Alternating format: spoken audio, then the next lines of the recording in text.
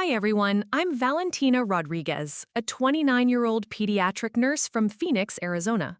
What I'm about to tell you will make your blood boil, but I promise you'll be cheering by the end. My father-in-law thought he could steal my children's future to fund his gambling addiction. What he didn't expect was for the casino to call me directly with information that would bring his entire house of cards crashing down. Trust me when I say karma has never been more satisfying. Before we jump back in, tell us where you're tuning in from, and if this story touches you, make sure you're subscribed, because tomorrow I've saved something extra special for you. 3 years ago, I thought I'd found my forever person. I met Marcus Donovan at the hospital where I work. He was visiting his grandmother, who'd had a stroke, and I was her night nurse. What struck me first wasn't his looks, though he was handsome with those deep green eyes and easy smile. It was how gentle he was with his grandmother, how he'd read her stories even when the doctor said she might not understand. Our first date was supposed to be coffee, but we ended up talking for 6 hours at a small diner near the hospital. Marcus told me about his work as a high school history teacher, his passion for helping kids who reminded him of himself growing up. He painted this picture of a close-knit family that supported each other through everything. His father, William Donovan, was a successful insurance adjuster who'd built the family business from nothing. His mother, Patricia, was a retired librarian who volunteered at literacy programs. The first time I met the Donovans was at their sprawling ranch-style home in Scottsdale. William greeted me with a firm handshake and that politician's smile that should have been my first warning. He was a large man with silver hair and an expensive watch that caught the light every time he gestured, which was often. "So you're the nurse who's stolen our boy's heart," he said, his voice booming across their marble foyer. "Marcus tells me you work with children. Noble profession, though I imagine the pay isn't exactly setting the world on fire." I laughed it off, thinking he was just making conversation. I love what I do. The kids make every long shift worth it. Patricia emerged from the kitchen, wiping her hands on a floral apron. She was everything William wasn't, soft-spoken and warm, with kind eyes behind wire-rimmed glasses. Don't mind him, dear. He judges everyone by their bank account first, and their character second. I've been trying to fix that for 35 years. The dinner that night was elaborate, served on china that Patricia mentioned had been in William's family for generations. William dominated the conversation, regaling us with stories about his latest business deals and the important people he knew around Phoenix. Every story seemed designed to showcase his wealth or influence. "You know, Valentina," he said as Patricia served dessert, "Marcus could do very well for himself if he'd just listened to his old man. Teaching is fine as a hobby, but a man needs to think about providing for a family. I keep telling him he should come work for me. Learn the business from the ground up." Marcus shifted uncomfortably beside me. We'd talked about this before. His father had been pressuring him to leave teaching for years, but Marcus loved his job and was genuinely gifted at connecting with his students. "Dad, we've discussed this," Marcus said quietly. "I'm happy where I am." "Happy doesn't pay for college tuition or retirement," William countered, his tone sharper now. "Though I suppose if you marry smart, that might not be an issue." His eyes settled on me with an expectant look. I felt my cheeks burn. "Actually, nurses do quite well financially, and I believe in building a life together, not depending on one person to provide everything." William's laugh was loud and condescending. "Modern women and their independence. Patricia here understands the value of partnership, don't you, sweetheart?" Patricia's smile was strained as she nodded, but I caught the flash of something darker in her eyes. Later, as she walked me to my car, she grabbed my arm gently. "He means well," she said, though her voice lacked conviction. "He just wants the best for Marcus, for all of us." Despite that rocky first dinner, Marcus and I grew closer over the following months. He was everything I'd hoped for in a partner, supportive of my career, equally eager to build a life together based on mutual respect and shared dreams. When he proposed on the anniversary of our first date, right there in the hospital break room where we'd had our first real conversation, I said yes without hesitation. The wedding planning revealed more red flags that I chose to ignore. William insisted on paying for everything, which seemed generous until I realized it came with strings attached. He had opinions about everything, from the venue to the menu to the guest list. When I suggested we keep things simple and pay for it ourselves, he laughed. Nonsense. No son of mine is having a budget wedding. What would people think?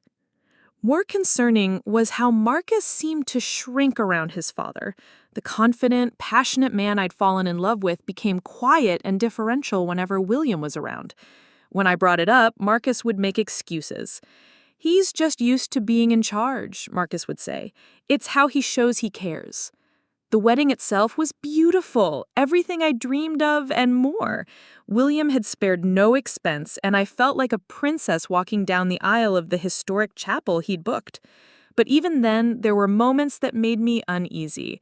During his father of the groom speech, William made several jokes about Marcus finally settling down with a practical woman who knows the value of hard work. The way he said it made it sound like I was more hired help than beloved daughter-in-law. Our honeymoon in Maui was perfect, just the two of us away from everyone else's expectations and opinions. Marcus was relaxed and happy, the man I'd fallen in love with. We talked about our future, our dreams of having children, the kind of parents we wanted to be. We promised each other that we'd always put our little family first, that we wouldn't let anyone else's drama affect our marriage. When we returned to Phoenix, we found a modest but charming 2-bedroom house in Tempe. It wasn't flashy, but it was ours. We painted every room together, planted a garden, and started talking seriously about starting a family. Marcus was thriving in his new position at Roosevelt High School, where he'd become the department head. I'd gotten a promotion to senior pediatric nurse and was loving the increased responsibility. Life felt perfect until I got pregnant with our first child. William's reaction when we told the family was telling. "Well, I suppose this means you'll need to start thinking seriously about your financial situation. A baby changes everything. No more playing around with teaching salaries." "We're doing fine, Dad," Marcus replied, though I could hear the uncertainty creeping into his voice. "Fine isn't good enough when you're responsible for a child," William continued. "Lucky for you, I've been thinking about expanding the business." Preparing and narrating this story took us a lot of time, so if you're enjoying it, subscribe to our channel. It means a lot to us. Now back to the story. "There's room for you to come in as a junior partner. Real money, not this pocket change you're making now." I watched my husband's face as his father spoke, saw the familiar conflict playing out. Part of him wanted to defend our choices, but a larger part seemed to be considering William's words. That night, as we lay in bed with my hand resting on my still flat stomach, Marcus brought it up again. "Maybe Dad has a point. Maybe it is time to think about more stable income." "Marcus," I said carefully, "you love teaching, and we're not struggling financially. We have savings, good insurance, and we both have steady jobs." "I know," he said, but he didn't sound convinced. "It's just, what if something happens? What if the baby gets sick, or I lose my job, or—" I recognized William's influence in those fears. Before our pregnancy announcement, Marcus had never worried about job security or our financial stability. Now, suddenly, he was catastrophizing about unlikely scenarios. "We'll handle whatever comes," I assured him. "Together, like we always do." Our son Cameron was born on a rainy Tuesday in October, and holding him for the first time was the most incredible moment of my life. Marcus cried when the doctor placed Cameron in his arms, and I knew that whatever challenges lay ahead, we'd face them as a team. William's first comment when he met his grandson wasn't about how beautiful Cameron was or how proud he was to be a grandfather. It was about money. "He's a handsome boy," William said, holding Cameron awkwardly. "Expensive, too. Hope you've been thinking about that college fund. Starts adding up fast, these little ones." Even Patricia seemed irritated by his comment. "William, he's 2 hours old. Can't you just enjoy meeting your grandson?" But William was just getting started. Over the following weeks, every conversation seemed to circle back to money and our supposed financial inadequacy. He'd bring up articles about the rising cost of childcare, college tuition rates, and healthcare expenses. He'd mention friends whose children had struggled financially and hint that Marcus could prevent that by joining the family business. The pressure intensified when I went back to work after maternity leave. William made pointed comments about daycare costs and how Patricia had been able to stay home when Marcus was young because his father had provided properly. When Marcus and I decided we were happy with our arrangement, William's disapproval was obvious. Two working parents, no one home to raise the child properly, but I suppose that's the modern way. Despite William's constant commentary, Marcus and I were genuinely happy. Cameron was a joy, a sunny baby who slept well and smiled early. We'd established routines that worked for our family, and our marriage felt stronger than ever. We started talking about having another child, and when I got pregnant again, when Cameron was 18 months old, we were thrilled. This time, William's reaction was more subdued. "Another mouth to feed," was all he said when we shared the news. "Hope you've been saving up." Our daughter Sophia arrived 2 years after Cameron, as beautiful and perfect as her brother. With 2 children, our house felt wonderfully chaotic and full of love. We'd converted the spare bedroom into a nursery, and we're starting to think about finding a bigger place, maybe with a yard where the kids could play. That's when William made his offer. "You know," he said during one of our monthly family dinners, "Patricia and I have been talking. This house is getting too big for us. Maybe it's time we help you kids out."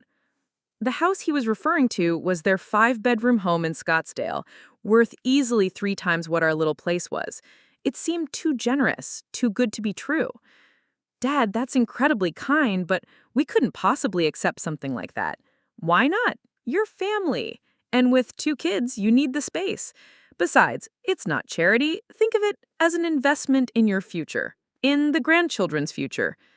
I should have trusted my instincts that told me there were strings attached, but the practical side of me couldn't ignore what an incredible opportunity it seemed. A beautiful home in an excellent school district with enough space for the kids to grow up in comfort.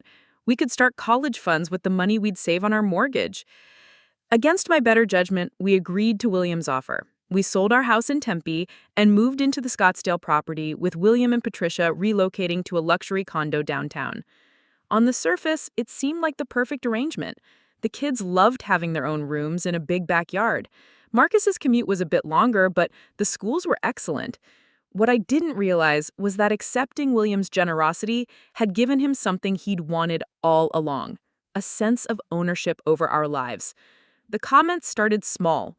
He'd drop by unannounced and make observations about our decorating choices or how we were maintaining the property. When we wanted to paint Cameron's room blue instead of the neutral beige it had been, William frowned. "That paint's going to be expensive to cover up later, and blue might affect the resale value." "Dad, it's our house now," Marcus reminded him. "Technically, it's still in my name until the transfer goes through. Just looking out for everyone's interests." The transfer that was supposed to happen within 6 months kept getting delayed. There were always papers that needed to be signed, legal issues that needed to be resolved, or financial details that required attention. What had seemed like a gift was starting to feel more like an elaborate loan with terms that kept changing. But the real problem wasn't the house. It was what William did next. He wanted to set up college funds for Cameron and Sophia. Substantial accounts that would ensure they could attend any university they wanted without financial stress. "I've been thinking about legacy," he said over dinner one evening. "What kind of grandfather would I be if I didn't provide for their education? I'm talking about real money here, enough for Harvard or Stanford if that's what they choose."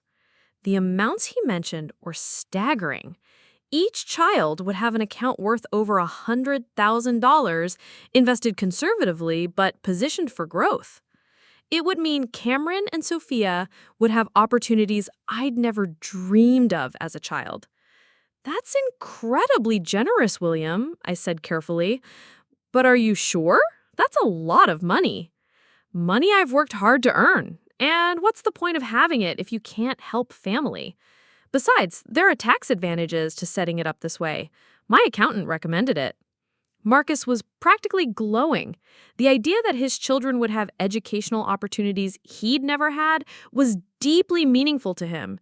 He'd worked his way through college with student loans he was still paying off, and the thought of sparing Cameron and Sophia that burden was incredibly appealing. We agreed to let William set up the accounts. He handled all the paperwork, explaining that, as the primary benefactor, the accounts would be in his name initially, but would transfer to the children when they turned 18. It seemed reasonable, and his lawyer assured us it was a standard arrangement for grandparent-funded education accounts. What we didn't know was that William had been hiding a devastating secret that would eventually destroy everything we'd built together. The first sign that something was wrong came from an unexpected source. I was at work when I got a call from a number I didn't recognize. The woman on the other end identified herself as Jessica Morrison from Desert Diamond Casino's Customer Relations Department. Mrs. Donovan, I'm calling because we've had some unusual activity on an account associated with your name and address. Could you verify some information for me? I was confused. I think there's been a mistake. I don't have any accounts with your casino. There was a pause. The account is actually in William Donovan's name, but you're listed as a secondary contact. We're required to notify all parties when there are significant transactions. My heart started racing. What kind of transactions? Large cash withdrawals over the past several months. The total amount has exceeded our reporting threshold, so we're required to document these activities. Mr. Donovan has been quite active with our high-stakes poker games and slot tournaments. The world seemed to tilt sideways. William? Gambling? The man who preached financial responsibility and criticized every purchase we made? How much are we talking about? I asked, though I wasn't sure I wanted to know the answer. I can't give you specific amounts over the phone, but it's substantial. Is Mr. Donovan available? We've been trying to reach him about some overdue payments. Overdue payments. My mouth went dry. I'll have him call you back, I managed to say before hanging up. I spent the rest of my shift in a daze, trying to process what I'd learned. William, the man who'd lectured us about financial responsibility, was apparently a high-stakes gambler with overdue casino debts. The implications were staggering, but I knew I needed more information before I said anything to Marcus. That evening, I waited until Patricia had gone to play with the kids in the backyard before bringing up the phone call. William, I got a strange call yesterday from Desert Diamond Casino.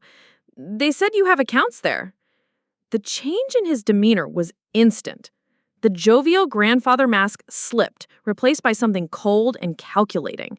For a moment, he just stared at me, and I could see him deciding how to respond. Those casino people don't know what they're talking about. I went to a few company events there, networking things. Someone probably mixed up the paperwork. They mentioned overdue payments and large cash withdrawals. Valentina, he said, his voice taking on a warning tone, I don't appreciate being interrogated in my own home. This is our home, Marcus said quietly, but there was uncertainty in his voice. William's laugh was harsh. Your home, son? You haven't paid a dime toward this place. Everything you have, I've given you. Maybe it's time you remembered that. The threat was clear, but I wasn't backing down. Something was very wrong, and I needed to know what we were dealing with. If it's just a misunderstanding, then you won't mind if we look into it. For everyone's peace of mind. William stood up slowly, his presence suddenly menacing in a way I'd never experienced before. You know what your problem is, Valentina? You don't know when to be grateful. I've given your family everything, and instead of thank you, I get accusations and suspicion. We are grateful, Marcus said quickly. Valentina's just confused. No, Marcus, I said firmly. I'm not confused. I'm concerned, and if your father has nothing to hide, he should want to clear this up. William's smile was cold as he looked at me. You have no idea what you're messing with, but I suppose you'll find out soon enough. He left without another word, and Marcus and I spent the rest of the evening in tense silence. I could see the conflict playing out on my husband's face, the need to defend his father warring with the growing suspicion that something was very wrong. I couldn't sleep that night, my mind racing with possibilities. If William was gambling, how much money was involved?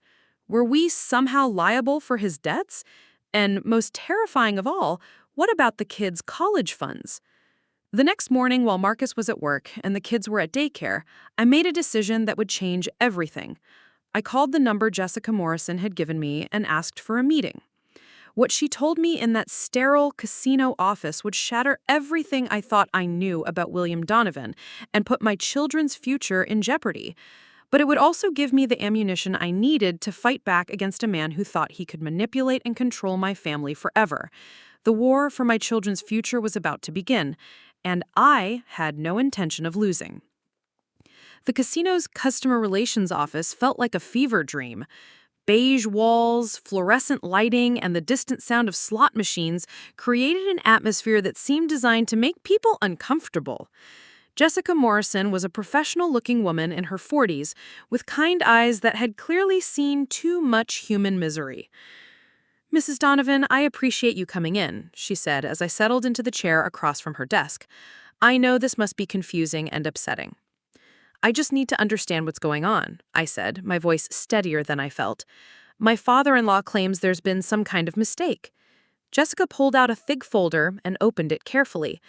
"I'm afraid there's no mistake. William Donovan has been a regular customer here for approximately 18 months. Initially, his play was within normal limits, but over the past 6 months, his behavior has become increasingly concerning." She slid a printed statement across the desk. The numbers were staggering. Hundreds of thousands of dollars in transactions, deposits and withdrawals that painted a picture of someone spiraling completely out of control. "This can't be right," I whispered, staring at the figures. "Where would he get this kind of money?" "That's what we were hoping you could tell us. Mr. Donovan has been accessing multiple accounts, and some of the transactions have raised red flags with our compliance department. We are required to report certain activities to federal authorities." My hands were shaking as I processed what she was showing me. The dates on the most recent large withdrawals corresponded with when William had supposedly been making investments for the children's college funds. The pieces were falling into place in the most horrific way possible. "The accounts he's been accessing?" I managed to ask. "Do you have names on them?" Jessica hesitated, clearly weighing what she could legally tell me. "Some of the accounts appear to be education savings accounts. There are also business accounts and what looks like investment portfolios." The room started spinning. Cameron and Sophia's college funds. William hadn't been investing that money for their future. He'd been gambling it away at poker tables and slot machines. 18 months of lies, 18 months of taking money that was supposed to secure my children's education and feeding it into his addiction. "How much is left?" I asked, though I already suspected the answer. Jessica's expression was sympathetic but clear. "Mrs. Donovan, I can't give you specific account balances, but based on the withdrawal patterns we've documented, I think you need to speak with your financial institutions immediately." I left the casino in a daze, sitting in my car for 20 minutes, just trying to process what I'd learned. William wasn't just a gambling addict, he was a thief. He'd stolen from his own grandchildren, looked me and Marcus in the eye, and lied about securing their futures while he was actually destroying them. The drive home passed in a blur. I kept thinking about every conversation we'd had about the college funds, every time William had assured us that the money was safe and growing. He'd shown us fake statements, talked about investment strategies, even brought us to meetings with what I now realize must have been accomplices or actors playing the role of financial advisors. When I got home, Patricia's car was in the driveway. I found her in the kitchen with Cameron and Sophia, helping them with an art project. The sight of her laughing with my children, so normal and innocent, made my heart ache. "Valentina, dear, you look pale. Are you feeling all right?" I watched her face carefully as I spoke. "I had an interesting meeting today at Desert Diamond Casino." The change was subtle, but unmistakable. Patricia's smile faltered for just a moment, and she glanced toward the living room as if checking whether William might be there. "I see," she said quietly, then looked at the children. "Cameron, Sophia, why don't you take your art supplies to the playroom? Grandma Pat and Mommy need to have a grown-up talk." Once the kids were out of earshot, Patricia sank into a chair in the kitchen as if all the energy had left her body. She suddenly looked every one of her 63 years. "How long have you known?" I asked. "About the gambling or about the money?" she replied, her voice barely above a whisper. "Both." Patricia closed her eyes. The gambling started about 2 years ago. At first, it seemed harmless. He'd go to the casino with some business associates, come home talking about winning a few $100s. I thought it was just entertainment. When did you realize it was more than that? When the credit card bills started coming, thousands of dollars in cash advances. When I asked him about it, he said it was for business expenses, that he'd reimburse the accounts. But then I found statements hidden in his office, receipts from the casino, records of losses that made me sick. I felt a mix of anger and sympathy looking at this woman who'd clearly been living with this nightmare. Patricia, did you know about the college funds? Her face crumpled. I suspected.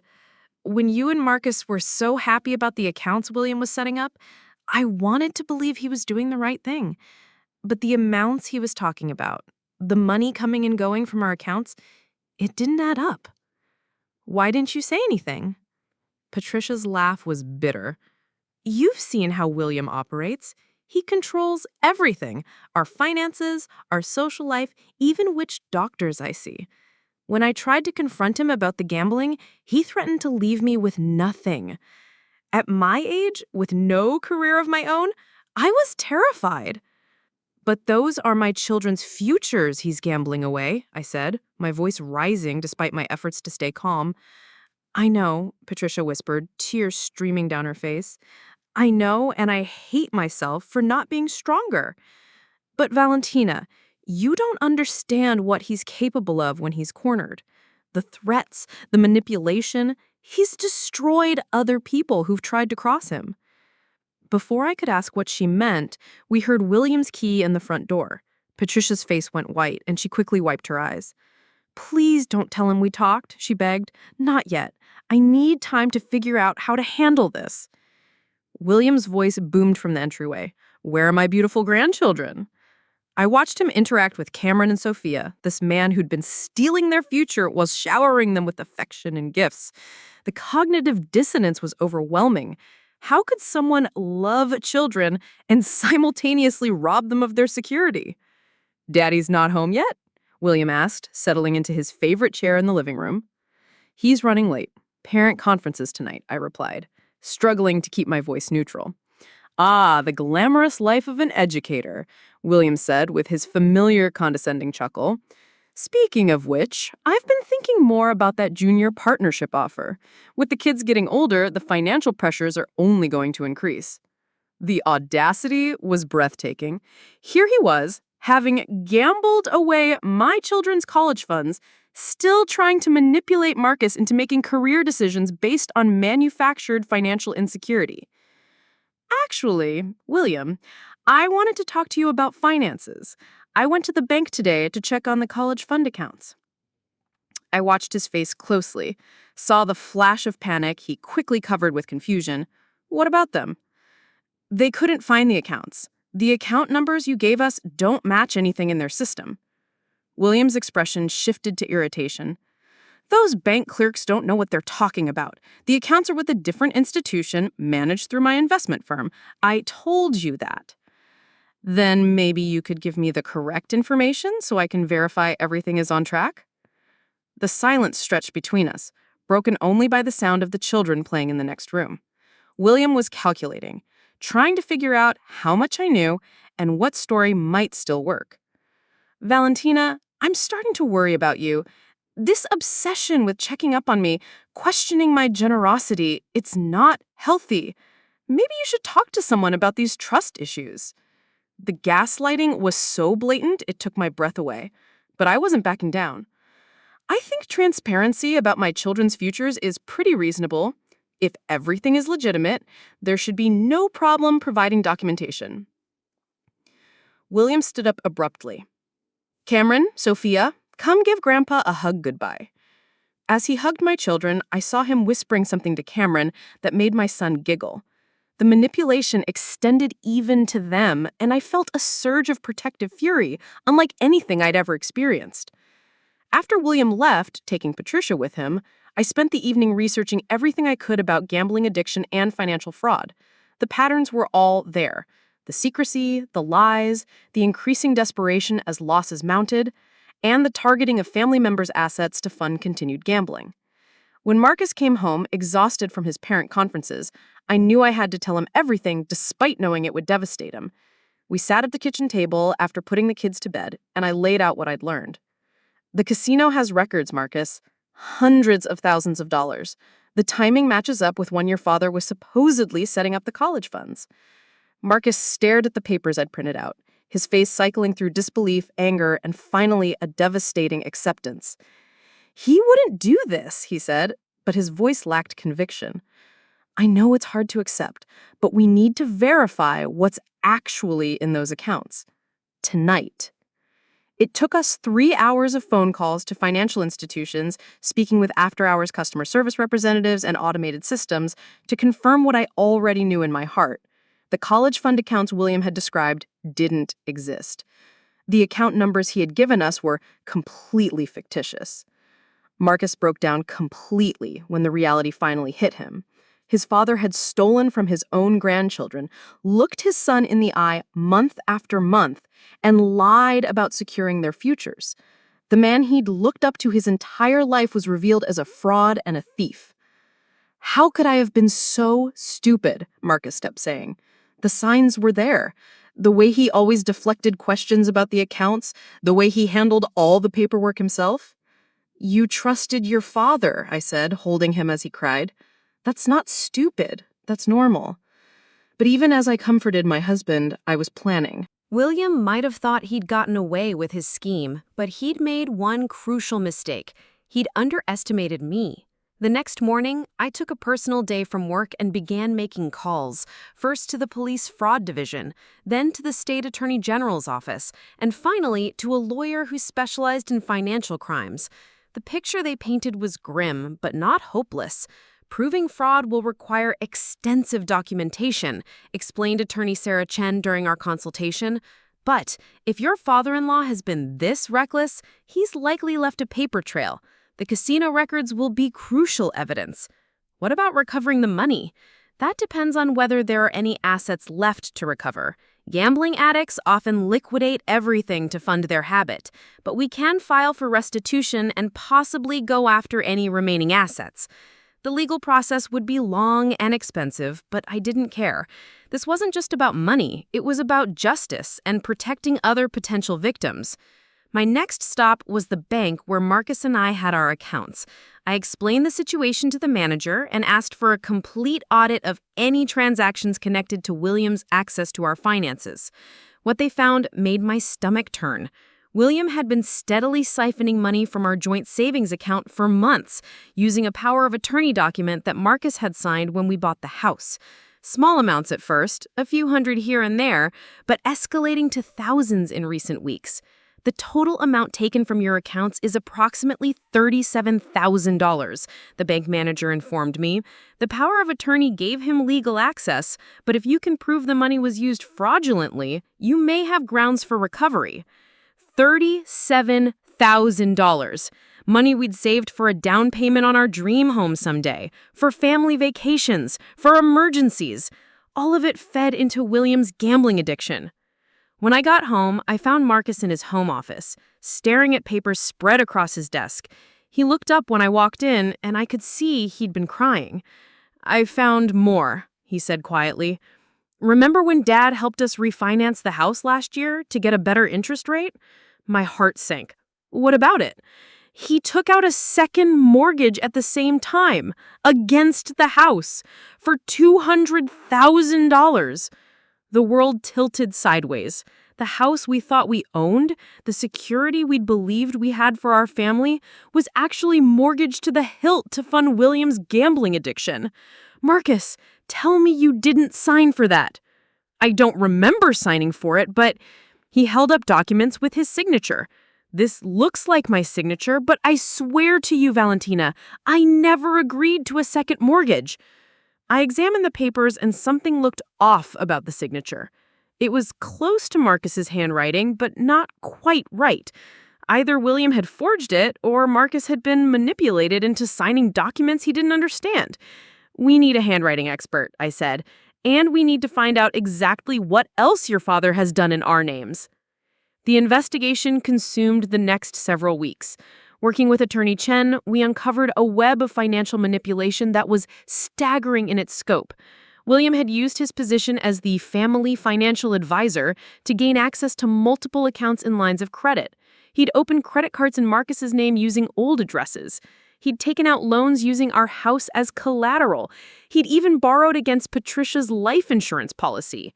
The total amount of money involved was over $400,000, all of it gambled away at various casinos throughout Arizona and Nevada. The most heartbreaking discovery was evidence that William had been planning this for years. We found emails between him and casino hosts discussing credit lines and VIP treatment. He'd calculated exactly how much he could extract from family finances before anyone noticed. This isn't impulse behavior, Attorney Chen explained. This is premeditated financial fraud on a massive scale. Your father-in-law has been systematically looting your family's assets to fund his gambling addiction. But William wasn't going down without a fight. When he realized we were investigating him, he went on the offensive.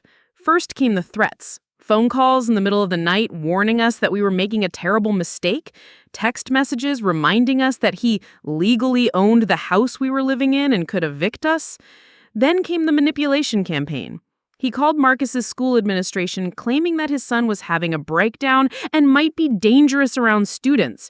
He contacted my hospital supervisor with concerns about my mental stability and fitness to work with children. Most devastating was his approach to Cameron and Sophia. He started showing up at their school and daycare, telling them that mommy and daddy were very sick and might have to go away. He filled their heads with fears and confusion, using their love for him as a weapon against us. "Mommy, why is Grandpa sad?"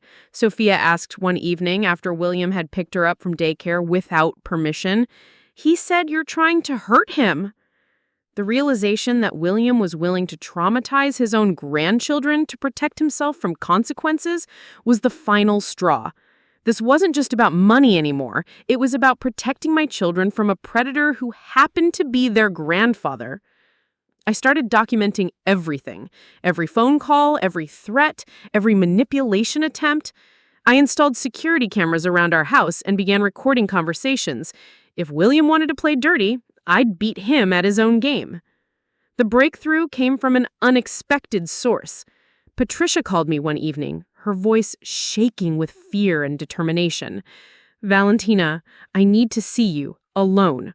William doesn't know I'm calling, but I found something. Something that changes everything." We met at a coffee shop across town, and Patricia looked like she'd aged a decade in the past few weeks. She pulled out a manila envelope and slid it across the table. "I've been hiding these for months. Bank statements, casino records, correspondence with loan companies. William doesn't know I have copies." The documents she had collected painted an even worse picture than we had imagined. William hadn't just been gambling away family money, he'd been running what amounted to a Ponzi scheme, borrowing against assets to pay off previous debts, always staying one step ahead of creditors. Patricia, why are you giving me this now? Her eyes filled with tears. Because yesterday he showed me life insurance policies he'd taken out on Cameron and Sophia. He said they were just being responsible grandparents, but after everything that's happened, the implication hit me like a physical blow.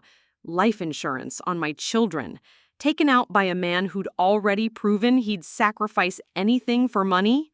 The threat was clear. If William couldn't access more assets to fund his gambling, he might consider other options. "We're going to the police right now," I said, gathering up the documents. "He'll destroy me if he finds out I betrayed him," Patricia whispered. "He's already destroyed you," I replied gently, "but we can still save the children." Detective Maria Rodriguez at the Phoenix Police Department's Financial Crimes Unit took our case seriously from the moment we walked in. With Patricia's documents and the evidence we'd already gathered, the scope of William's crimes was undeniable. "This is one of the most extensive cases of family financial fraud I've seen," Detective Rodriguez told us. "The life insurance policies on the children are particularly concerning. We're going to need to move quickly."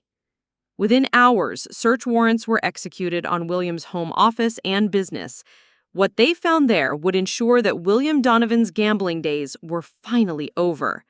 But first, We had to survive his final, desperate attempt to maintain control over the family he'd been systematically destroying. The police raid on William's offices happened at dawn on a Tuesday morning. I wasn't there to see it, but Detective Rodriguez called me afterward with an update that made my hands shake. Valentina, we found evidence of systematic financial fraud going back over 3 years. Your father-in-law has been operating what amounts to a criminal enterprise. But we also found something else that's going to require immediate action. What do you mean? He's been in contact with some very dangerous people, loan sharks, underground gambling operations. Based on the communications we discovered, he owes significant money to organized crime figures who don't negotiate payment plans. The detective's words sent ice through my veins. William's gambling addiction hadn't just destroyed our family's finances, it had potentially put all of us in physical danger. Detective Rodriguez, my children are going to be safe. We're coordinating with federal authorities now because some of these gambling operations cross state lines. But, Mrs. Donovan, I need you to understand that your father-in-law is likely to become increasingly desperate as the walls close in. As if summoned by her words, my phone started buzzing with frantic calls from William. I let them go to voicemail, but the messages grew progressively unhinged. Valentina, you have no idea what you've done. These people don't care about your moral high ground. They want their money, and if I can't pay them, they'll look to family for compensation. You think you're protecting your children, but you've just signed their death warrant. Call off your lawyers, and we can still fix this. I know where Cameron goes to school. I know Sophia's daycare schedule. Think very carefully about your next move. I saved every message and forwarded them to Detective Rodriguez. The last one, where William explicitly threatened my children's safety, would become a crucial piece of evidence in the charges being prepared against him. Marcus was devastated as the full scope of his father's crimes became clear. The man he'd looked up to his entire life had not only stolen from us, but had potentially exposed our children to violent criminals. The cognitive dissonance of loving someone who had betrayed us so thoroughly was tearing him apart. I keep thinking about all the times he lectured me about responsibility, every conversation about being a good provider, about protecting family, and the whole time he was destroying us. Attorney Chen looked up from the document she was organizing. What your father did goes beyond typical gambling addiction. The premeditation, the systematic targeting of family assets, the involvement with criminal gambling operations, this is sociopathic behavior masked as concern for family. The legal wheels moved faster than I had expected. Within a week, William was arrested on multiple charges, including fraud, forgery, identity theft, and money laundering. The life insurance policies on Cameron and Sophia provided evidence of intent to harm, elevating some of the charges to felony level. But William's arrest was just the beginning of our fight to rebuild our lives. The house in Scottsdale that we'd thought was our home was seized as evidence in the criminal case. The second mortgage William had taken out against it meant we had no equity, even if we could have kept it. We had to move out with 3 days' notice, packing our lives into boxes while lawyers and federal agents cataloged everything as potential evidence. Marcus's school administration was initially supportive, but when local media picked up the story of the gambling scandal, some parents began demanding he be removed from his position. The idea that the son of a criminal might be teaching their children became a source of controversy that the school board couldn't ignore. It's administrative leave with pay pending resolution of the criminal case, the principal explained apologetically. I know this isn't fair to you, Marcus, but we have to consider community concerns. My hospital was more understanding, but the stress of everything happening was affecting my work performance. I found myself making small mistakes, losing focus during critical procedures. My supervisor called me in for a conversation that I knew was coming. Valentina, everyone here knows you're dealing with an impossible situation, but working with sick children requires complete focus. Maybe you should consider taking some time off until things settle down. Within a month, we'd lost our home, Marcus was suspended from his job, and I was on unpaid leave from mine. We moved into a small 2-bedroom apartment in Tempe, the kids confused and frightened by the upheaval in their lives. The financial damage was even worse than we had initially calculated. William had managed to access not just our savings and the non-existent college funds, but had also borrowed against Marcus's pension, taken cash advances on credit cards opened in our names, and even sold my car without my knowledge using forged title documents. The total amount stolen or fraudulently borrowed is approximately $620,000, our bankruptcy attorney informed us during our consultation. Even with full restitution from criminal proceedings, which is unlikely, you're looking at years of financial recovery. Cameron, who was 7, started having nightmares about bad men coming to take him away. Sophia, only 5, became clingy and anxious, afraid to let me out of his sight. The psychological impact on them was heartbreaking, and child therapy became another expense we couldn't afford. But William wasn't finished with us yet. From jail, he orchestrated a campaign designed to destroy what remained of our lives. Using Patricia as his messenger, he spread rumors throughout our community that I was mentally unstable and had manufactured evidence against him. He claimed that Marcus was having an affair and that the whole family was falling apart due to our personal failures, not his gambling. The most devastating attack came through social media. Someone, presumably acting on William's instructions, created fake social media accounts that posted edited photos and fabricated stories about our family. They made it appear that Marcus and I were drug addicts who had gambled away our children's college funds and were now trying to frame William to avoid responsibility. The posts went viral in our community Facebook groups, and suddenly I was receiving hateful messages from strangers who believed we were scam artists trying to destroy an innocent grandfather. Parents at Cameron's school started pulling their children away when he approached on the playground. "Mommy, why don't my friends want to play with me anymore?" Cameron asked one afternoon, his eyes filled with confusion and hurt. That night, as I held my crying son, I made a decision that would change everything. I was done being reactive, done letting William control the narrative. If he wanted to play psychological warfare, I was going to show him what real strategic thinking looked like. The first thing I did was hire a private investigator specializing in digital forensics. Within 48 hours, she'd traced the fake social media accounts back to computers at the jail where William was being held and to Patricia's home address. "Your father-in-law has been using his phone privileges to coordinate this harassment campaign," the investigator explained. "We have timestamps, IP addresses, and communication records. This constitutes criminal harassment and possibly witness intimidation." Armed with this evidence, Attorney Chen filed additional charges against William and obtained restraining orders that cut off his ability to contact us directly or through intermediaries. The fake social media accounts were reported and removed, and we began the process of rebuilding our reputation in the community.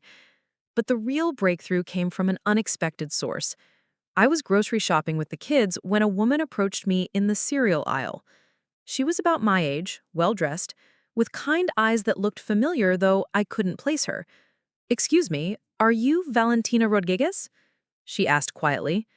I tensed, expecting another confrontation from someone who'd seen the fake social media posts. "Yes. My name is Rebecca Martinez. My family went through something very similar with William Donovan 5 years ago." The story Rebecca told me over coffee later that day was both horrifying and validating. Her husband had worked for William's insurance company and had discovered that William was defrauding clients by pocketing premium payments instead of forwarding them to insurance carriers. When David tried to report it, William destroyed his career, Rebecca explained. He manufactured evidence that David was embezzling, got him fired, and made sure he couldn't work in insurance anywhere in Arizona. "Did you take legal action?" "We tried, but William was too well connected. He had relationships with judges, prosecutors, influential business leaders. Our lawyer advised us that fighting him would bankrupt us and probably fail anyway." Rebecca's family had ultimately left Arizona to start over in California, but she'd stayed in touch with other victims of William's schemes over the years. What she told me next was shocking. "Valentina, your family isn't the first he's done this to. There are at least 6 other families that we know of who've been destroyed by William's financial crimes. The gambling might be new, but the pattern of targeting family members and business associates for money has been going on for decades. She handed me a folder containing contact information for other victims and their stories. Reading through them that night was like looking at a playbook of psychological and financial manipulation. William would identify vulnerable people, struggling business partners, family members going through difficult times, elderly clients with significant assets, and systematically drain their resources while maintaining a facade of helping them. He's not just a gambling addict, I told Marcus as we reviewed the evidence together. He's a career criminal who's been perfecting these techniques for years. The gambling just gave him an excuse to escalate. The most important contact in Rebecca's folder was a former FBI agent named Michael Torres, who had been investigating William years earlier before being reassigned to another case. When I called him, his first words were validation I hadn't realized I desperately needed. "Mrs. Rodriguez, I've been waiting for someone like you to come forward for 5 years. William Donovan is one of the most sophisticated financial predators I've encountered in 25 years of law enforcement." Agent Torres agreed to meet with us and our legal team to share what the FBI had discovered about William's operations. What he revealed was staggering. Donovan has been running what amounts to a long-term confidence scheme, Torres explained. He targets people who trust him, family members, business associates, clients, and gradually gains access to their finances under the guise of helping them. He's stolen an estimated $3 to $5 million over the past 15 years. Why was he never prosecuted before? He's extremely careful about staying just below thresholds that trigger automatic federal investigation.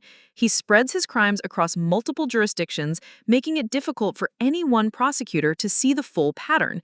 And he's very good at destroying his victims' credibility before they can effectively fight back. But Torres also had encouraging news.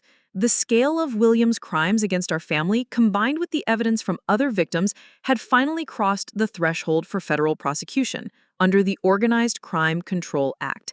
"We're building a RICO case against him," Torres explained, "racketeering charges that could result in 20 to 30 years in federal prison. But we need victims who are willing to testify." That's when I knew what I had to do. Over the following weeks, I reached out to every victim in Rebecca's folder and others that Agent Torres connected me with. Some were too traumatized or frightened to participate, but others were eager to finally have their day in court. Margaret Chen, an elderly widow whose retirement savings William had stolen while acting as her financial advisor, David Martinez, the insurance employee whose career William had destroyed to cover up his fraud, Sarah and Tom Bradford, a young couple whose business had been bankrupted when William embezzled their startup capital. Together, we formed a victims coalition that would ensure William finally faced consequences for decades of criminal behavior. But more than that, we became a support network for each other, people who understood the unique trauma of being betrayed by someone we'd trusted. The federal trial began 8 months after William's arrest. The prosecution presented evidence of systematic fraud going back 15 years, affecting dozens of victims and involving millions of dollars in losses. William's defense team tried to portray him as a gambling addict who'd made mistakes, but the evidence of premeditation and calculated targeting of victims demolished that narrative. When it was my turn to testify, I looked directly at William for the first time since his arrest. The man who once intimidated me with his booming voice and commanding presence looked diminished in his orange jumpsuit, handcuffed to his chair. I told the court about the lies, the manipulation, the systematic destruction of my children's financial security. I described the nights my kids cried themselves to sleep because their friends wouldn't play with them anymore. I explained how a man who claimed to love his grandchildren had been willing to destroy their sense of safety and security to feed his addiction and greed. But the most powerful testimony came from Patricia, William's ex-wife, because she had finally filed for divorce, took the stand and methodically destroyed every element of his defense. She testified about years of financial abuse, about being threatened and intimidated into silence, about discovering evidence of crimes that she'd been too frightened to report. She said, "He made me complicit in his crimes by threatening to destroy me if I spoke up. He told me that family loyalty meant protecting him no matter what he did. But family loyalty should never require covering up the abuse of children." The jury deliberated for less than 4 hours before returning guilty verdicts on all counts.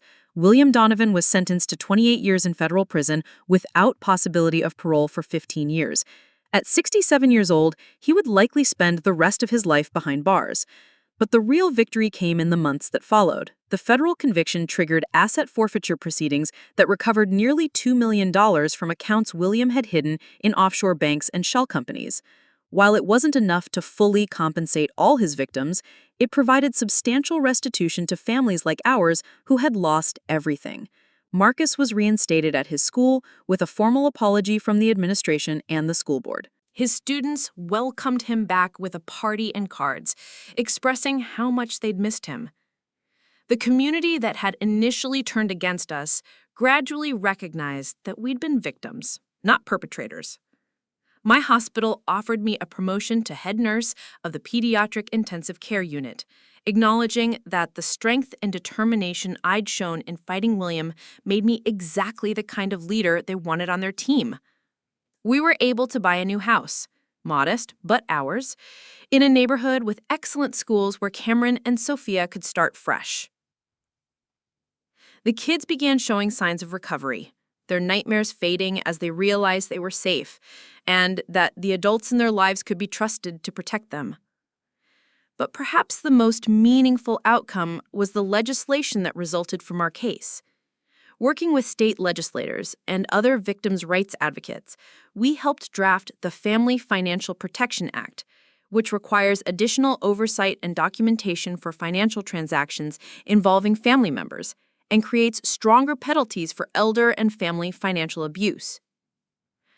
No family should have to go through what you went through, Senator Maria Garcia told me at the bill signing ceremony.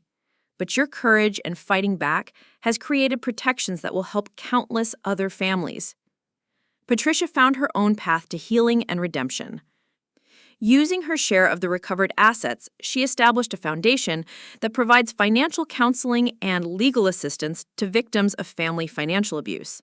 She also became a regular volunteer at a gambling addiction treatment center, helping families navigate the aftermath of a loved one's addiction. I can't undo the years I spent enabling William, she told me during one of our monthly lunches, but I can make sure other families recognize the warning signs earlier than I did. The relationship between Patricia and our family took time to rebuild, but she proved through her actions that she was genuinely committed to making amends. Cameron and Sophia gradually accepted her back into their lives, understanding that Grandma Pat had also been hurt by Grandpa William's choices. Marcus struggled the most with the aftermath. Learning that his father was not just a gambling addict, but a career criminal who had targeted our family specifically, challenged everything he believed about himself and his upbringing. Therapy helped him understand that his father's crimes were not a reflection of his own character or worth. I used to think that being his son meant there was something fundamentally wrong with me, Marcus told me one evening as we watched Cameron and Sophia playing in our new backyard. But our therapist helped me see that choosing to protect our family, choosing to fight for what's right despite the cost, that's who I really am. The college funds for Cameron and Sophia were eventually restored through a combination of restitution payments and a settlement with the insurance company that should have been monitoring William's activities more closely. Both kids will have the educational opportunities we dreamed of giving them, and they'll have learned important lessons about resilience and standing up to bullies. 6 months ago, I received a letter from William in prison. It was the first communication I'd had from him since his sentencing, and I debated whether to read it at all. When I finally did, it was everything I expected and nothing like an apology.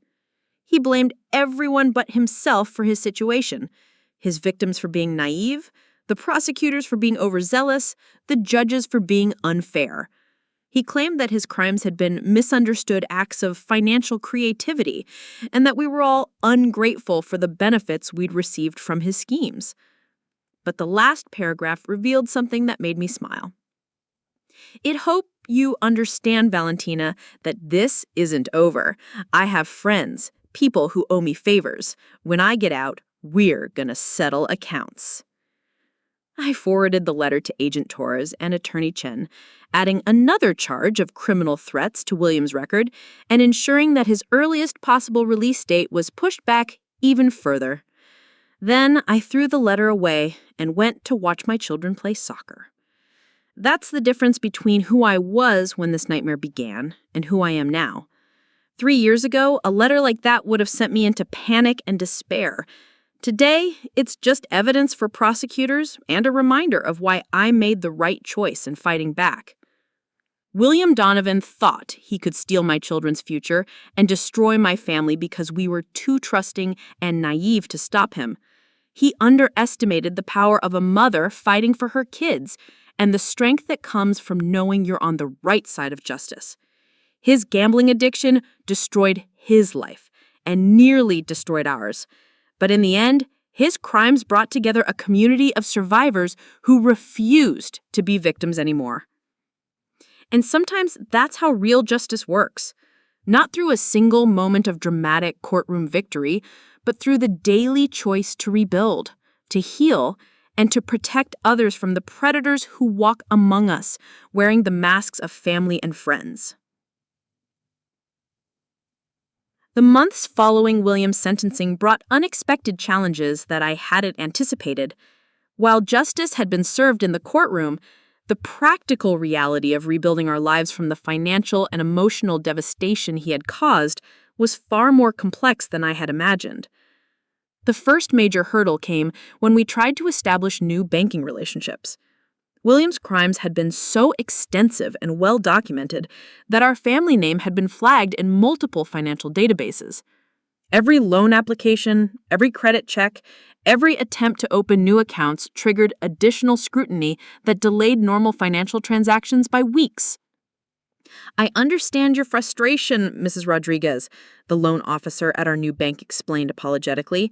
"But when someone's immediate family member has been convicted of financial fraud to this extent, it creates liability concerns for our institution." Marcus took these rejections particularly hard. Despite being a victim of his father's crimes, he felt like he was being punished for William's actions. The shame of being associated with someone who had betrayed so many people weighed on him constantly, affecting his confidence both personally and professionally. "Maybe Dad was right about one thing," Marcus said bitterly one evening after another loan rejection. "Maybe I really am a failure. Maybe successful men would have seen through his schemes sooner." Watching my husband blame himself for crimes committed against him was heartbreaking. The psychological manipulation William had perfected over decades had left lasting scars that wouldn't heal quickly. It became clear that financial recovery would be meaningless without emotional healing for our entire family. The children's adjustment to our new reality proved to be both easier and more complicated than expected. Cameron, now 8, had developed an almost obsessive need to understand exactly how much money we had and where it was kept. He would ask detailed questions about our bank accounts, savings, and whether we could afford basic necessities. "Mom, if someone steals our money again, will we have to move to another new house?" he asked one morning over breakfast, his young face etched with worry that no child should carry. Sophia, meanwhile, had become hypersensitive to any discussion of money or family finances. If Marcus and I talked about household budgets or upcoming expenses, she would immediately become anxious and ask if we were going to lose our home again. Child psychologist Dr. Amanda Foster explained that their reactions were normal responses to financial trauma. Children who experience sudden economic instability often develop hypervigilance around money and security issues. The fact that the threat came from within their own family makes the trauma more complex. Dr. Foster recommended family therapy sessions that would help all of us process what we'd experienced and develop healthier patterns of communication about finances and trust. These sessions became a cornerstone of our recovery, though they often brought up painful emotions we'd tried to suppress. One of the most difficult sessions focused on the concept of forgiveness. Dr. Foster asked each of us to discuss our feelings about William and whether we thought forgiveness was possible or necessary for our healing. Marcus struggled the most with this. "He's my father," he said, tears streaming down his face. "I'm supposed to love him no matter what he's done. But I look at what he put Cameron and Sophia through, and I feel nothing but rage." Forgiveness doesn't mean excusing someone's behavior or pretending they didn't hurt you. It means releasing the anger that's consuming your own energy so you can focus on healing and moving forward. For me, forgiveness felt impossible while William continued to send threatening letters from prison and showed no remorse for his crimes. How could I forgive someone who had traumatized my children and continued to try to manipulate and intimidate our family even from behind bars? But as months passed, I began to understand that holding on to anger was giving William continued power over our lives. The energy I spent hating him was energy I couldn't devote to helping my children heal or building our new life. The breakthrough came during a session where Dr. Foster asked us to write letters to William that we would never send. In my letter, I found myself expressing not just anger, but genuine grief for the grandfather my children could have had, the father-in-law I'd hoped for, and the family relationships that his crimes had destroyed forever. The legal aftermath of William's conviction continued to unfold in ways we hadn't expected. Agent Torres contacted me 6 months after the trial with news that William's case had opened a door to investigating a much larger network of financial criminals.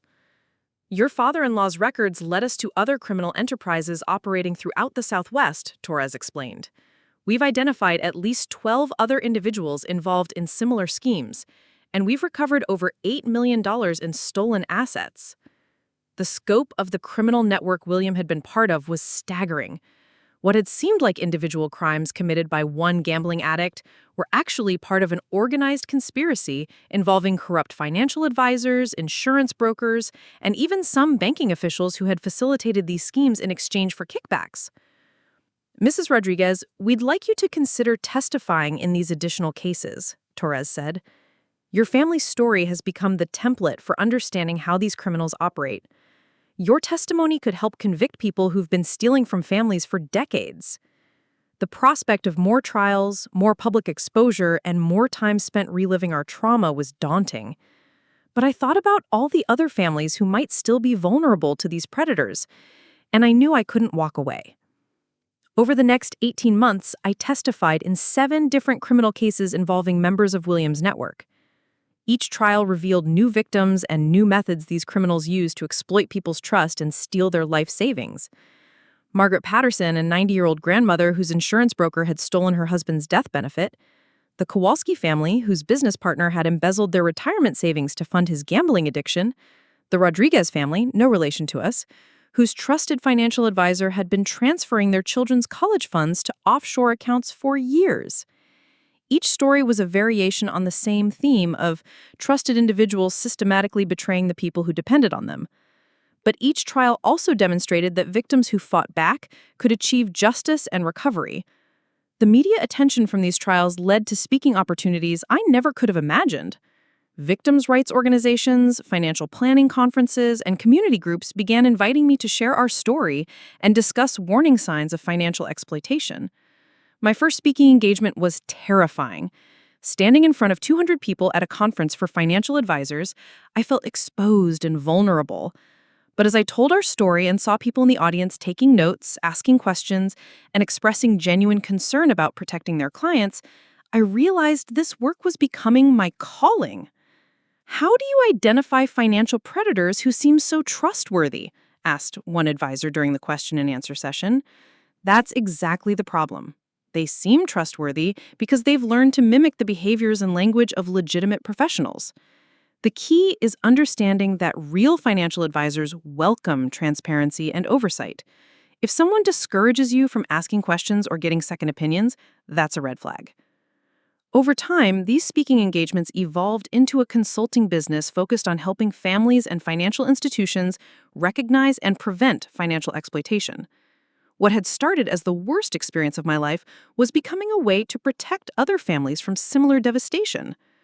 The work also connected me with other survivors who became close friends and collaborators. Rebecca Martinez, who had first reached out to me during William's trial, became my business partner in developing educational programs about financial fraud prevention. Together, we created workshops for different audiences: seniors learning to protect themselves from scams, parents understanding how to safely involve family members in financial planning, and young adults recognizing predatory lending and investment schemes. We can't undo what happened to our families, Rebecca said during one of our planning sessions, but we can make sure fewer people fall victim to these schemes in the future. The educational work led to policy advocacy that went beyond the Family Financial Protection Act we'd helped pass in Arizona. We began working with federal legislators on stronger consumer protections and better coordination between state and federal agencies investigating financial crimes. Testifying before a Senate subcommittee on consumer protection was surreal. 3 years earlier, I'd been a pediatric nurse, whose biggest concern was making sure my patients received proper care. Now I was being consulted by senators about national policy changes. Mrs. Rodriguez, Senator Patricia Williams asked during my testimony, what single change would have the greatest impact in preventing the crimes committed against your family? Mandatory waiting periods for large financial transactions involving family members, I replied without hesitation. If William had been required to wait 72 hours before accessing our accounts, and if we'd been notified of every transaction above a certain threshold, we could have stopped the theft before it devastated our finances. The legislation that emerged from those hearings, the Family Financial Security Act, included many of the protections we'd advocated for. When President Garcia signed it into law, she invited several victim families to attend the ceremony. Standing in the Rose Garden watching the president sign legislation that had emerged from our family's nightmare was a moment of profound validation. The trauma we'd endured had been transformed into protections for countless other families. But perhaps the most meaningful aspect of our recovery was watching Cameron and Sophia develop into confident, resilient children who understood both their own strength and the importance of standing up for others. Cameron, now 10, had channeled his early anxiety about money into a genuine interest in financial literacy. He read books about saving and investing, asked thoughtful questions about our family budget, and had started a small business selling artwork to neighbors to contribute to his own college fund. I want to understand money so nobody can ever steal from our family again, he told me matter-of-factly. His determination reminded me that William's crimes, as terrible as they were, had taught our children valuable lessons about resilience and self-protection.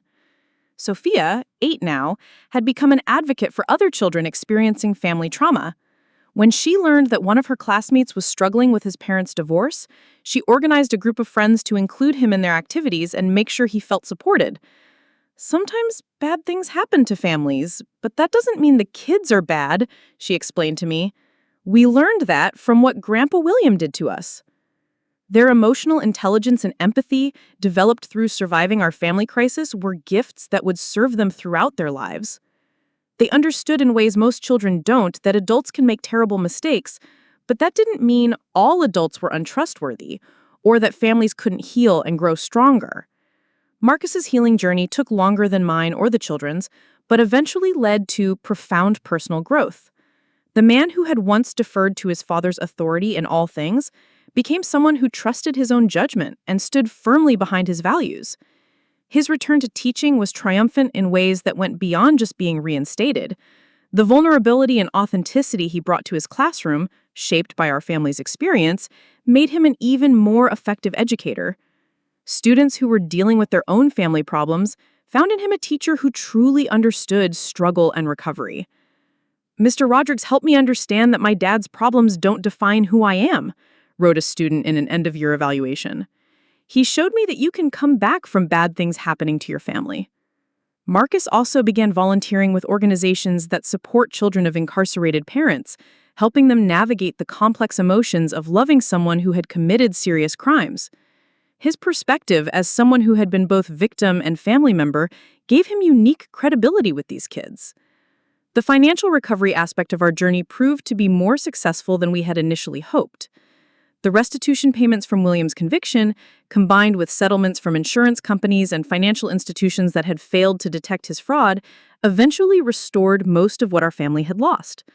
But more importantly, we'd learned to build financial security based on transparency, diversification, and professional oversight rather than blind trust in family members. Our new financial advisor provided quarterly reports that we reviewed together. Our assets were held at multiple institutions, and we maintained emergency funds that no single person could access. I never want our family to be financially vulnerable again, I told our new financial advisor during our annual review. But I also don't want us to become so paranoid about money that we can't enjoy the security we've rebuilt. Finding that balance between prudent caution and healthy optimism became an ongoing process for our entire family. We wanted to be smart about protecting ourselves without becoming consumed by fear or suspicion. Patricia's redemption remained one of the most complex aspects of our story. Her transformation from enabler to advocate was genuine, but the trust she had lost through years of silent complicity took much longer to rebuild. The foundation she had established to help other victims of family financial abuse became increasingly successful, providing both counseling services and financial assistance to families devastated by similar crimes. Her work was clearly motivated by genuine remorse and a desire to make amends. But there were still moments when her past choices created tension in our relationship. When Cameron asked why Grandma Pat hadn't protected us from Grandpa William's stealing, I struggled to explain her situation without excusing her inaction. Sometimes adults make mistakes because they're scared, I told him carefully. Grandma Pat was afraid of what Grandpa William would do if she tried to stop him. That doesn't make her choices right, but it helps us understand why she made them. Over time, Patricia proved through consistent action that she was committed to different choices. She attended our family therapy sessions, submitted to financial transparency measures that ensured she couldn't harm us again, and gradually rebuilt relationships with Cameron and Sophia based on honesty rather than manipulation. "I can't change the past," she told me during one of our conversations, "but I can make sure that the rest of my life is spent protecting families instead of enabling someone who destroys them." The 5th anniversary of William's arrest passed quietly, marked not by media attention or legal proceedings, but by a family barbecue in our backyard. Cameron and Sophia played with friends, Marcus grilled hamburgers, and Patricia helped me set up tables and chairs. Looking around at the scene, I marveled at how far we'd all come. The children were happy and secure. Marcus had found his confidence and strength. Patricia had earned a measure of redemption through her advocacy work. And I had discovered a sense of purpose I never could have imagined. William remained in federal prison, where he would stay for at least another decade. His appeals had been exhausted, his threats had been silenced by additional charges, and his ability to harm other families had been permanently ended. But more importantly, we had stopped letting his crimes define our lives. The fear, anger, and grief that had consumed us in the aftermath of his betrayal had been transformed into strength, purpose, and deeper appreciation for the relationships we could trust. That evening, after our guests had gone home and the children were asleep, Marcus and I sat on our back porch reviewing how much our lives had changed since that first phone call from the casino. "Do you ever think about what would have happened if you hadn't fought back?" Marcus asked. "If we just accepted the losses and tried to move on quietly?" I considered his question carefully. William would still be out there destroying other families. The criminal network would still be operating. The laws that now protect people wouldn't exist, and our kids would have grown up believing that sometimes terrible people win and good people just have to accept it. "Do you think we're better people because of what we went through?" "I think we're stronger people," I replied. "And I think we understand things about loyalty, trust, and family that we never could have learned any other way. But I wouldn't wish this experience on anyone." As we prepared for bed that night, I reflected on the unexpected gifts that had emerged from our family's nightmare. We'd learned that real strength comes not from avoiding adversity, but from facing it with courage and integrity. We discovered that justice, while sometimes slow and imperfect, does eventually prevail when good people refuse to give up. Most importantly, we'd proven to ourselves and our children that no one, no matter how powerful or manipulative, has the right to destroy a family's future.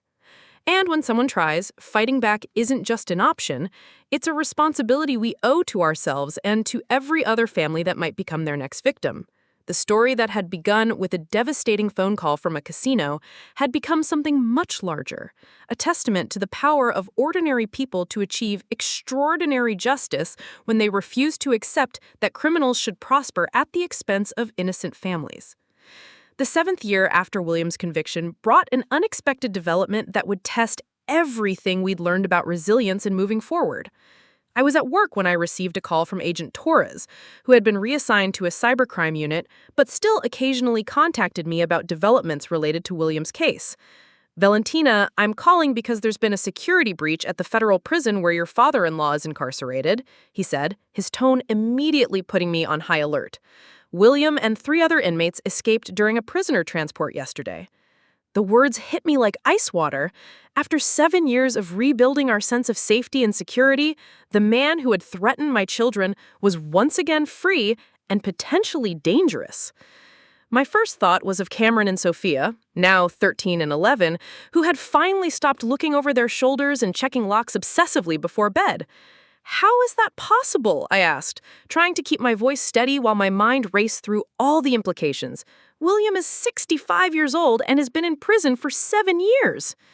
The escape was sophisticated and clearly planned with outside assistance, Torres explained. We believe William's former criminal associates orchestrated it to access information he has about their operations. But, Mrs. Rodriguez, we have to consider that he might also try to retaliate against the people who testified against him. Within hours, federal marshals had contacted our family and recommended we enter witness protection temporarily while the manhunt continued.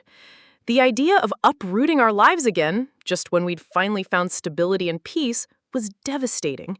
Marcus's reaction was immediate and fierce. "We're not running," he said firmly when the marshals explained the program.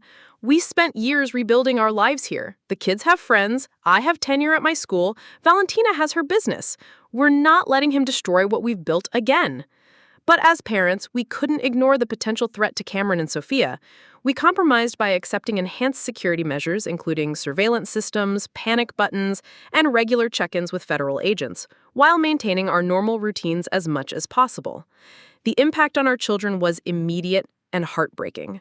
Cameron, who had worked so hard to overcome his anxiety about family security, began having panic attacks at school. Sophia started insisting on sleeping in our bedroom again, afraid that Grandpa William might break in during the night. "I thought he was locked up forever," Sophia cried one evening after a particularly difficult day. "Why did they let him get away?"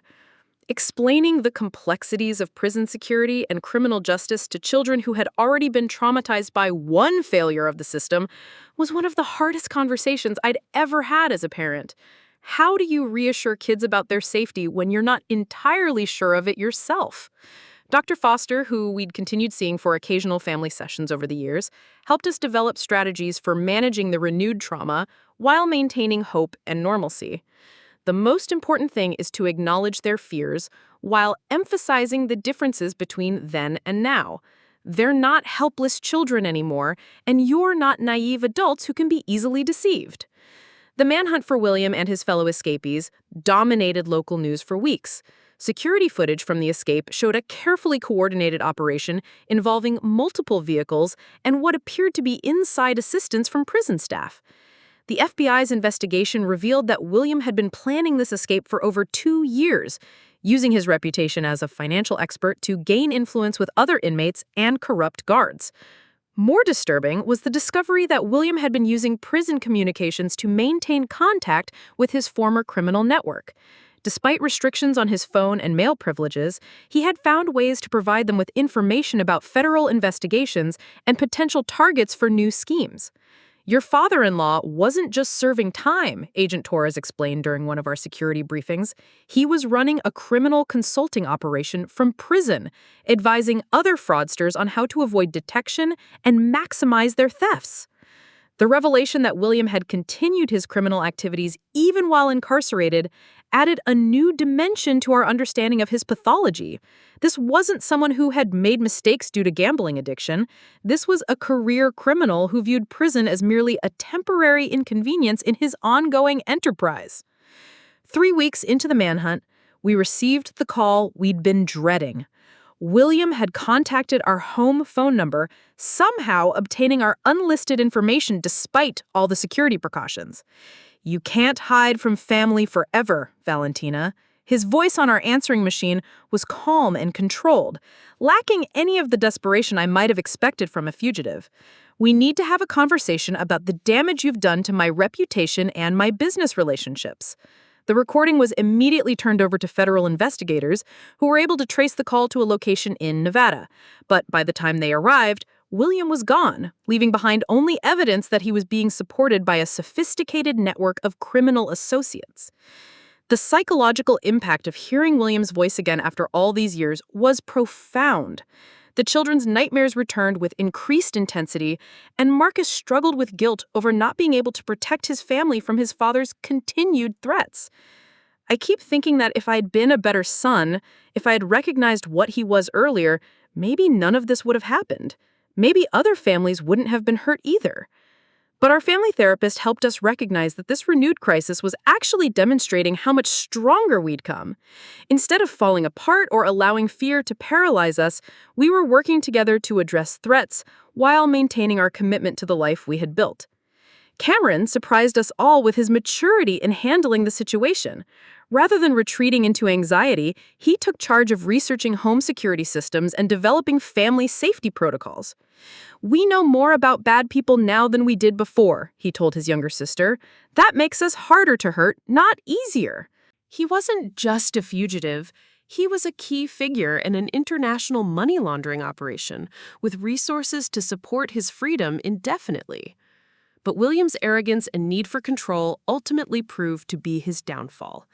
Rather than staying hidden in Mexico or another country without extradition treaties, he couldn't resist the opportunity to settle scores with people he blamed for his imprisonment. 6 months after his escape, William was arrested while attempting to break into the home of Margaret Chen, the elderly widow whose testimony had been crucial in his conviction. Mrs. Chen, now 93, had been warned about the potential threat and was staying with relatives. But William apparently believed she had hidden assets he could steal to fund his continued freedom. The arrest was violent, with William firing shots at federal agents before being wounded and captured. The man who had once intimidated people through psychological manipulation and financial abuse had escalated to attempted murder in his desperation to avoid returning to prison. "He's going to spend the rest of his life in federal maximum security," Agent Torres told us after William's arrest. The escape charges alone added 25 years to his sentence, and the drug trafficking and money laundering charges will ensure he never sees the outside world again. But even William's final capture and enhanced incarceration couldn't immediately erase the trauma of those 6 months when he'd been free and threatening our family. The experience had reminded us that some wounds never completely heal, and that recovery from family betrayal is an ongoing process rather than a destination. The media attention surrounding William's escape and recapture brought renewed interest in our story, but this time we were better prepared to handle it. Instead of feeling victimized by the publicity, we used it as an opportunity to advocate for better prison security and stronger protections for victims' families. "What people need to understand," I told a reporter from the Phoenix Herald, "is that financial criminals like my former father-in-law don't stop being dangerous just because they're incarcerated. They continue to victimize people through ongoing criminal enterprises, and the system needs to be better equipped to prevent that." The interview led to invitations to testify before congressional committees about prison security and victim protection. Standing before the House Judiciary Committee, I argued for legislation that would strictly limit prisoners' communication privileges when they'd been convicted of financial crimes involving multiple victims. My father-in-law used his prison time not for rehabilitation, but for expanding his criminal network, I testified. Without stricter controls on prisoner communications and better monitoring of financial criminals, other families will continue to be victimized by people who should be prevented from causing further harm. The legislation that emerged from these hearings, the Financial Criminal Communication Control Act, imposed significant restrictions on how convicted financial criminals could use phones, mail, and internet access while incarcerated. It also created a victim notification system that would alert families when prisoners who had harmed them were being transferred, released, or had violated communication restrictions. Cameron and Sophia's response to this latest chapter in our family saga revealed how much they'd grown and matured since the original crimes. Rather than being traumatized victims, they saw themselves as survivors with valuable experience to share with others. Cameron, now 14, started a blog about financial literacy for teenagers that gained thousands of followers. His posts combined practical advice about money management with personal stories about how financial criminals target families. A lot of kids don't understand that adults can be criminals too, he wrote in one popular post. My grandfather stole our college money and tried to hurt our family, but that taught us to be smarter about protecting ourselves and helping other people recognize when someone is trying to scam them. Sophia began speaking at elementary schools about family safety and the importance of telling trusted adults when something doesn't feel right. Her presentations were age-appropriate and empowering rather than frightening, helping younger children understand that they have power to protect themselves and their families. Bad people try to make kids feel like they can't tell anyone what's happening, but kids are really good at noticing when things are wrong, and there are always good grown-ups who will listen and help. The success of our children's advocacy work led to opportunities we never could have imagined. The National Center for Missing and Exploited Children invited Cameron to serve on their Youth Advisory Board, while Sophia was selected to participate in a White House conference on child safety and family protection. Marcus's evolution during this period was equally remarkable. The teacher who had once deferred to his father's authority in all matters had become a confident leader in both his professional and personal life. He was promoted to principal of his school and implemented innovative programs for supporting students from troubled families. I understand what it's like to have a family member who causes chaos and trauma, he told parents during a school meeting about supporting at-risk students. These kids need to know that their family's problems don't define their potential, and that school can be a safe place where they're valued for who they are, not what's happening at home. His work with students whose parents were incarcerated or involved in criminal activities earned recognition from the state education department and led to consulting opportunities with other schools facing similar challenges. My own advocacy work continued to expand, but in directions I hadn't anticipated.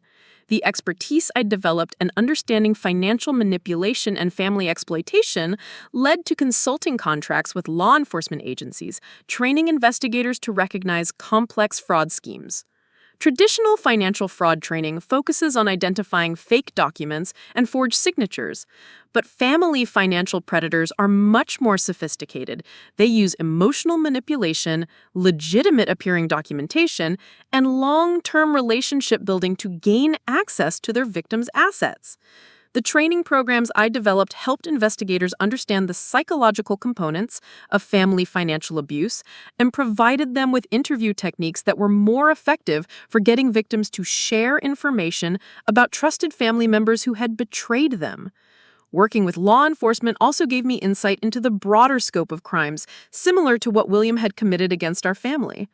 Financial exploitation by trusted family members was far more common than most people realized, with billions of dollars stolen annually by people who used family relationships to gain access to assets. But perhaps the most meaningful aspect of my advocacy work was the direct assistance I could provide to other families going through similar experiences. The foundation Rebecca and I had established grew into a national organization providing both financial assistance and emotional support to victims of family financial abuse.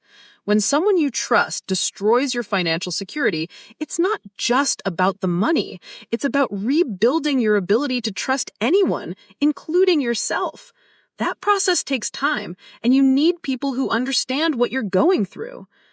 The support groups became a crucial component of our services, connecting families who had experienced similar betrayals and helping them navigate both the legal and emotional challenges of recovery. Many members formed lasting friendships that extended far beyond their shared trauma.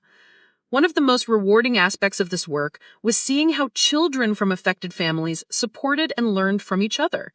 Kids who had experienced financial betrayal by trusted adults often struggled with trust issues and anxiety, but connecting with other children who had survived similar experiences helped them process their emotions and develop resilience.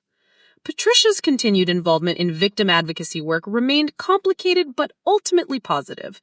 Her foundation had helped hundreds of families access legal assistance and financial counseling, and her personal story of complicity and redemption provided valuable insights for other family members who had been manipulated into enabling financial predators. I spent 40 years making excuses for someone who was destroying people's lives, she would tell audiences during her speaking engagements. I want other spouses and family members to understand that loyalty to family doesn't mean protecting someone who is committing crimes. Real loyalty means stopping harm before it destroys innocent people. Her relationship with Cameron and Sophia continued to evolve as they grew older and could better understand the complexities of her situation during William's criminal years. They appreciated her efforts to make amends while also maintaining appropriate boundaries based on the harm her past choices had enabled. The 10-year anniversary of William's original conviction approached without fanfare from our family. We had moved beyond marking our lives by his crimes and were focused on the positive directions our advocacy work and personal growth had taken us. Cameron was preparing for college with scholarships he'd earned through his advocacy work and academic achievements.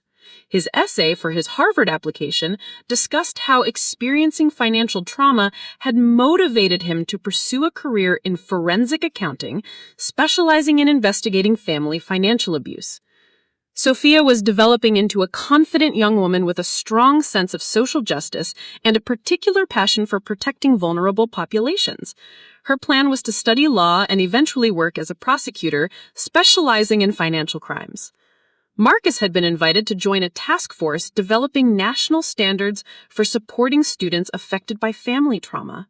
His expertise in this area had made him a sought-after speaker and consultant, but he remained committed to his work as an educator. As for me, the business Rebecca and I had built was thriving beyond our wildest expectations.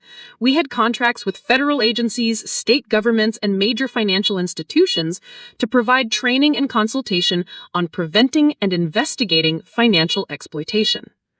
Traditional financial fraud training focuses on identifying fake documents and forged